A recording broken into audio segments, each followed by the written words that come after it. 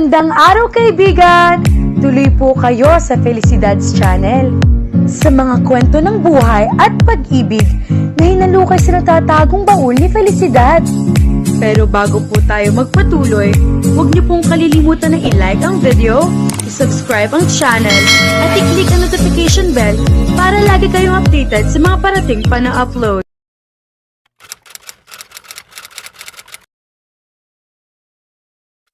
Ano ba, Arya? Gusto mo bang magkaroon ng pera? O ano? Sinigawan na siya ng direktor ng commercial ad na sinushoot nila ngayong araw. Napayo ko si Arya. Nahihiya na siya. Pang-anim na take na nila iyon at pang-anim na rin ang pagkakamali niya. Isang maliit na commercial lang iyon ni papalabas sa isang establishment. Pero dahil maliit lang ang offer na pera at hindi maganda ang role na gagawin, matagal nang pending daw ang commercial na iyon sa ad agency. But she was desperate. Kailangan niya ng pera, kaya tinanggap ang offer. Kahit maliit na pera lang ang makukuha sa paggawa niyon. Kahit marami siyang isasakripisyo, habang ginagawa iyon, pinilit niya na tatagan na lang ang sarili. Parang pinapatunayan mo lang ng husto sa amin na hindi ka nga magaling na modelo. Wala kang future maging artista. Ipinapamukha mo sa amin na deserve mo ang naging bashers mo sa unang major role mo sa isang commercial. Tama nga lang siguro na hanggang sa paggawa ka lang ng minor roles at hindi sumisikat dahil hindi ka naman talaga magaling. Kinagat ni Arya ang ibabang labi ang mga luha na nagbabadya ng pumatak. Napakasama para pigilan ang nararamdaman niya. Napakalupit ng mundo, napakalupit ng direktor, napakalupit ng buhay. Pero pinilit niya na tanggapin ang lahat. Pagkatapos ng lahat ng mga nangyari sa mga nakaraang araw, gusto na nga niyang maniwala na hanggang pang minor roles na nga lang siya ng mga advertisement. Hindi na siya sisikat, kagaya ng matagal nang inaasam. Pagbubutihan ko na po sa susunod na take, sir. Pangako. Narinig ko na rin yan kanina. Pero ang dami na nating take. Nanginginig ka pa rin. Hindi ka komportable. Hindi niyo po ako masisisi kung bakit hindi ako komportable dahil malaswa ang commercial na ito. Kaya nga po walang tumatanggap, hindi ba? Maliit na nga ang bayad. Pinutol ng direktor ang pagsagot niya. Pero tinanggap mo. Pumirma ka rin ng kontrata. Wala ka nang kawala pa. Hindi ka na rin dapat magreklamo dahil pumayag ka. Iiling-iling na sabi nito. Pagkatapos ay sumigaw ng break sa mga crew na nakahinga naman ng maluwag. Kanina pa gusto mag-break ng mga ito dahil halos kalahating araw na sila nag-shoot. Ayaw kasi magpa-break ng direktor hanggat hindi niya naayos sa eksena. Pero ngayon ay mukhang napuno na talaga ito. Nag-break din si Arya. Kailangan niya iyon. Kanina pa siya kating-kating na mag-break. Kinuha niya ang cellphone. Napansin niya na marami na nag-miss call sa kanya si Luke. Sandaling lumakas ang tibok ng puso niya nang makita ang mga iyon. Lalo na ang text messages nito na nagsasabi na sa Maynila raw ito. Gusto na nitong magkita sila. Napapikit si Arya. Gusto na rin niya makita si Luke. Pero sa tingin niya ay hindi ngayon ang tamang panahon.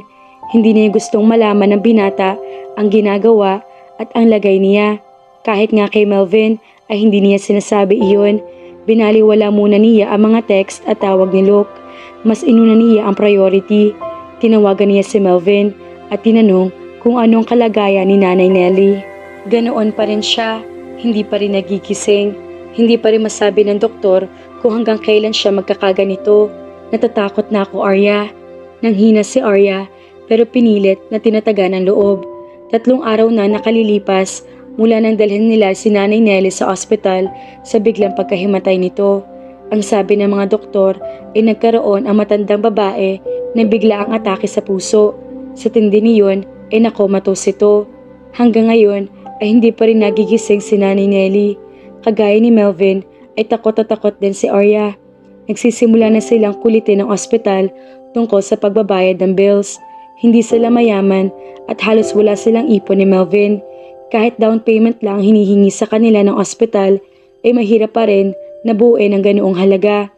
Hindi na pwede mag-loan si Melvin sa kumpanyang pinapasukan at kahit pinahiram naman sila ng ilang malalapit na kapitbahay ay kulang pa rin iyon. Napakalaki ng babayaran dahil nasa ICU si Nanay Nelly. Isama pa ang mga gamot na ibinibigay sa matandang babae araw-araw. Kaya hayun siya at humahanap ng paraan para ma-resolve ang problema kahit sa pera man lang. Tinanong niya sa ad agency kung saan siya nakakontrata na may maaring proyekto pa na ibigay ang mga ito para magkaroon siya ng pera. Wala siyang work experience sa iba, kaya kahit alam niyang kahit maghanap ng ibang racket ay lalo siyang mahihirapan. Ang pagmamodelo lang kasi ang naging buhay at ang career niya. Iyon ang passion niya. Kaya nga kahit hirap na sa ginagawa ay tinitiis pa rin niya dahil mahal niya iyon. Gusto niya iyon, pero tinapat siya ng agency tungkol sa estado ng kontrata niya. 2 days ago ay ipinalabas na ang unang commercial mo, Arya, at marami kaming natanggap na reaksyon sa mga nanonood na hindi raw iyon maganda, hindi raw bagay sa'yo. Ang dami mo naging basher sa mga social media sites. Nang dahil dyan, hindi namin masasabing may bibigay pa kaming proyekto sa'yo sa ngayon, partikular sa mga major role na sa tingin ko ay kailangan mo ngayon kung kailangan mo talaga ng pera, paliwanag ng manager niya. Pero ma'am, di bang sabi nyo ay interesado sa akin ang mga tao dahil kay Blake Ortela? Baka naman pwedeng umiling ang manager. I'm sorry, Arya. Iyon din ang akala namin noong una, na kung sakaling alokin ka namin ng major role, maraming mga tao ang magkaka-interest sa'yo o sa ad agency natin dahil model ka rito. Akala rin namin ay makukuha niyo ng atensyon ng CCG para magpagawa sa atin ng mga susunod nilang proyekto. Makabubuti iyon sa ad agency dahil nangunguna sila sa halos lahat ng industriya dito at sa ibang bansa. Chuck, nakikita ng malaking agency kung maging kliyente natin sila. Pero nagkamali kami ng akala. Hindi naging malaking pasabog ang lahat. Hindi naging matagumpay. Mas tiningnan din ng mga tao ang klase ng gagawin mo sa commercial na iyon kaysa sa kung ano naging issue sa'yo. Ni ayaw rin maniwala ng mga tao na totoo ang nasa article ng katagalan. Namatay ang balita dahil sa paulit-ulit mong pagtanggi sa mga interview. Hindi ka na naging interesting. Hindi na naniniwala sa iyo ang mga tao. At kahit ngayon, hindi na rin ako naniniwala. Bumuntong hininga ito. Isang pagkakamali lang ang lahat, hindi ba? Wala kang nobyo. Hindi ka naman kailanman nakita na sinusundo o pinapanood man lang ng isang lalaki. Isa pa, kung totoo iyon, hindi ka magmamakaawa sa amin na bigyan ng proyekto. Mayaman si Blake Ortela. Kayang-kaya ka niyang tulungan. Pero nung ginagawa mo rito ngayon, nakakapagduda. Namutla si Arya. Pero hindi naman niya masisisi ang mga ito sa pagdududa. May punto ang manager niya. Kung talagang girlfriend siya ng isang bilyonaryo, bakit nga ganoon pa rin ang pamumuhay niya? Masyado lang siguro na nabulag ang mga ito sa balita noong una kaya hindi iyon napansin. Lagi rin kasi niyang sinasabi na gusto niyang mamuhay ng simple kapag may nagtatanong sa kanya. Na gusto niyang mamuhay sa sariling mga paa. Ma'am, nang walang tiwala namin sa iyo, Arya. Hindi ka naging mainit sa mga mata ng tao. Kaya hindi rin kita mapagbibigyan.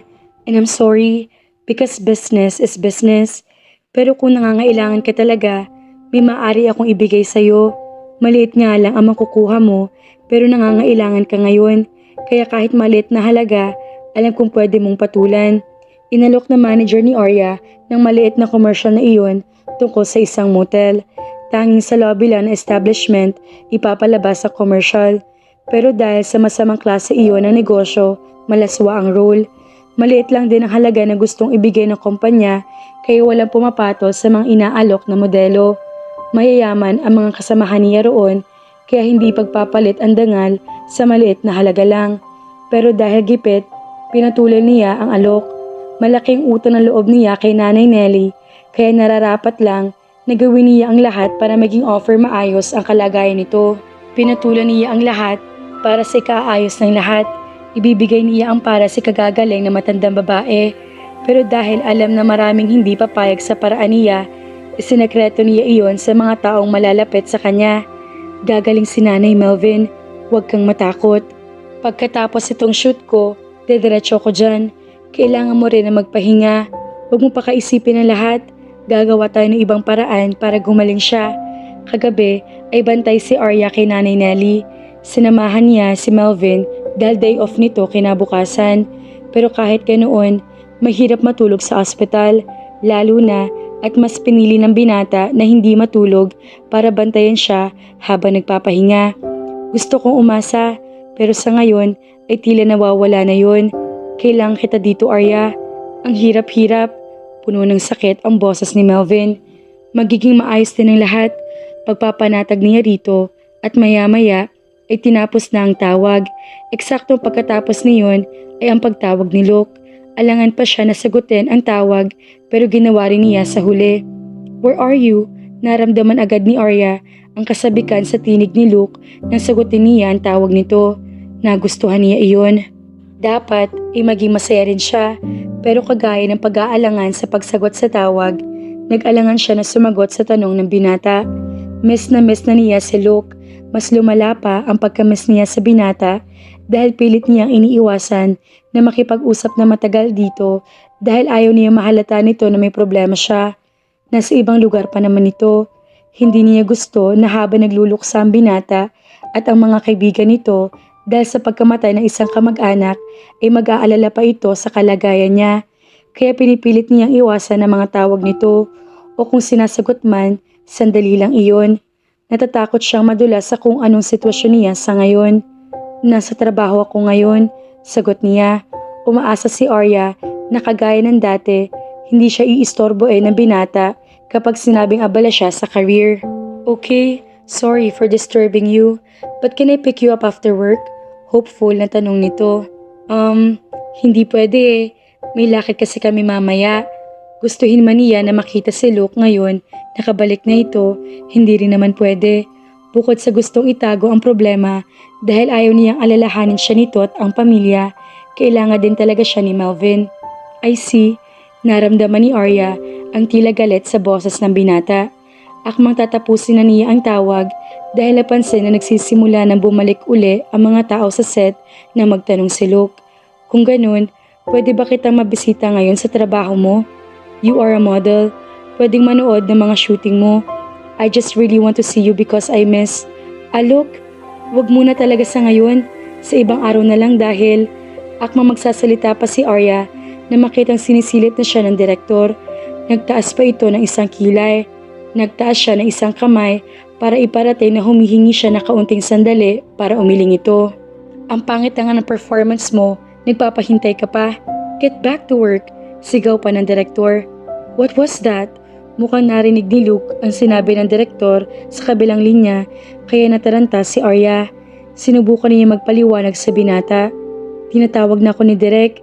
Itatext na lang kita kung kailan ako pwede at..." "Sinisigawan ka ba ng direktor mo? Pinagmamalupitan? Tell me." Naramdaman ulit niya ang galit sa tinig ni Luke. "Bye," saad niya. Wala na siyang panahon para makapagpaliwanag pa kay Luke. Tinapos na lang niya ang tawag. Pinilit ni Arya na ayusin ang performance. Nakailang ulit din sila bago nakuha ang gustong akte ng direktor. Sa araw rin na iyon ay gagawin sa mismong motel ang susunod na eksena ng commercial kaya lalo siyang natensyon. Ang unang eksena kasi ay tungkol sa kanya na tila nangaakit. Hindi siya komportable sa ganoong role, lalo na sa klase ng suot kaya nahirapan talaga siya. Pero alam niya na mas mahihirapan siya sa susunod na eksena. Hindi na lang basta sexy dress ang suot niya, isang night dress. Sa pagkakataong iyon, may kaeksena na siya na isang lalaki. Kailangan pa siyang hawakan nito. Hindi pa man nila nagagawang eksena ay kinikilabutan na si Arya, lalo na makitang kanina pa siya tinitingnan na magiging kaeksena ng lalaki. Kakaibang tingin nito sa kanya. Tingin na nababagay para sa gagawing komersyal. Tingin na pagnanasa. Kaya hindi na komportable si Arya. Ilang beses pa siyang napalunok ng pagsuotin na ng night dress. Hindi dahil sa conscious sa itsura, kung hindi dahil pakiramdam niya ay ang baba niya. Iyon ang pinakaayaw niya mangyari sa lahat. Ang maging mukhang mababa. Ang maging kamukha ng nanay niya. Ayaw niya magaya rito. Pero anong ginagawa niya ngayon? Ginagawa ko lang ito para kay Nanay Nelly. Pagpapakalma ni Arya sa sarili. Nang lumabas sa dressing room pagkatapos magbihis, halos natulala ang lahat sa itsura niya. Ang mga babae ay tila naningkit ang mga mata, pero ang mga lalaki naman ay tila lumuwa ang mga mata. Kahit ang direktor nila kanina ay galit na galit ay natigilan. Nakangisi pa nga ito ngayon. Well, mabuti naman at kahit hindi ka magaling sa pag-arte ay maibubuga ang katawan mo. Hindi ko na nga lang alam kung hindi pa bumenta ang advertisement na ito, lalong nailang si Arya. Pero pinilit niyang pakalmahin ang sarili. Gaano man kinasusulman ang gagawin, kailangan niya ng pera. Pagkatapos ng lahat, isang pag-aarte lang ang lahat. Walang mawawala sa kanya. Nagsimula na ang shooting. Nakatayo si Arya sa gilid ng kama at unti-unting lalapitan ng lalaking modelo. Pinilit niyang sarili na salubungin ang malaswang tingin nito kagaya ng sinasabi ng script. Kahit diring-dirin nasa nangyayari, ay pinilit niya na mag-concentrate. Pinilit niya na maging professional. Ginawa ni Arya ang nararapat. Gusto na niyang matapos ang lahat. Nilabanan niya ang pagkailang, ang pandidire. Hinawakan siya ng lalaki sa kanang braso, saka hinaplos iyon. Nanginig siya. Pagkatapos ay itinulak siya nito sa kama. Ngumiti siya, kagaya ng ngiting kinakailangan. Mapang-akit, pinilit niyang gawin ang mga bagay na hindi pa nagagawa. Mukhang umepekto iyon ng malaki sa lalaking katrabaho dahil kahit wala sa script ay dinagaanan siya nito. Nanlaki ang mga mata niya. Pero bago pa makapagprotesta, ay marahas na hinalikan siya ng lalaki sa mga labi. Hindi niya inaasahan ang lahat. Masyado siya nabigla, kaya hindi nakakilos agad. Nakarinig siya ng ilang pagsinghap sa paligid, pero wala ni isang tumulong. Nang subukan niyang kumilos at itulak palayo ang lalaki, ay lalo pa nitong diniina ng halik sa kanya. Sa pinaghalo-halong nararamdaman, ay napaiyak na siya. Aksidente! Ang malakas sa sigaw na iyon ng isang pamilyar na boses ang nakapagpatigil sa lalaki at sa lahat ng pagkabigla ng mga taong nasa paligid niya. Napatingin si Arya kung sino iyon. Lalo siyang namutla na makilalang si Luke iyon. Sinundan siya nito. Hinatak bigla ni Luke ang lalaki sa pagkakadagaan sa kanya. Hinubad nito ang jacket na suot at ibinigay sa kanya. Pagkatapos ay ang lalaki naman ang ginaluhan at pinagsusuntok. Pulang-pulang mukha ng binata. Sinubukan niya itong awatin at ng iba pa mga taong tila natauhan na. Pero matagal-tagal din bago napakalma si Luke. Bafankulo, kakasuhan kita. Gago ka.